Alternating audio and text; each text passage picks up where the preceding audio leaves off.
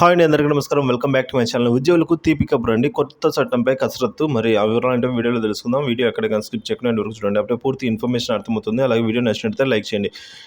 ఉపాధ్యాయుల బదిలీలకు ప్రత్యేక చట్టం తీసుకుని రానుందండి ప్రభుత్వం. సో ఇందుకు గాను కసరత్తు చేస్తున్న ప్రభుత్వ ఉద్యోగులకు బదిలీకి ప్రత్యేక చట్టం అయితే తీసుకొచ్చేందుకు ప్రభుత్వం కసరత్తు చేస్తోంది. కర్ణాటకలో అమలవుతున్న చట్టం తరహాలోనే దీన్ని తీసుకురానున్నారు. ఈ మేరకు ఉపాధ్యాయుల సంఘం నుంచి సూచనలు, సలహాలు ప్రభుత్వం ఆహ్వానించింది.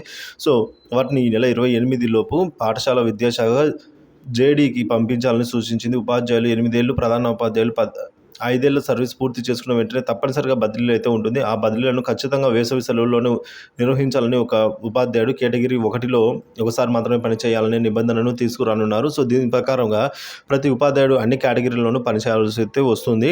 సో పట్టణం నుంచి మారుమూల పల్లెల్లో బడుల వరకు కూడా బదిలీలో వెళ్ళాల్సి వస్తూ ఉంది. సో వెళ్ళవలసి అయితే ఉంటుంది ఖచ్చితంగా. వచ్చే విద్యా సంవత్సరం నుంచి ఈ చట్టాన్ని అమల్లోకి తీసుకురావాలని ప్రభుత్వం భావిస్తోంది. ఫైరవి సిఫార్సులు ఈ విధంగా బదిలీలకు ఆస్కారం లేకుండా అన్ని కౌన్సిలింగ్ బదిలీలే జరిగేలా చట్టంలో నిబంధనలు పెట్టాలని ఉపాధ్యాయులు కోరుతూ ఉన్నారు. ఎన్నికల నోటిఫికేషన్కు ముందు కీలక మంత్రి అయిన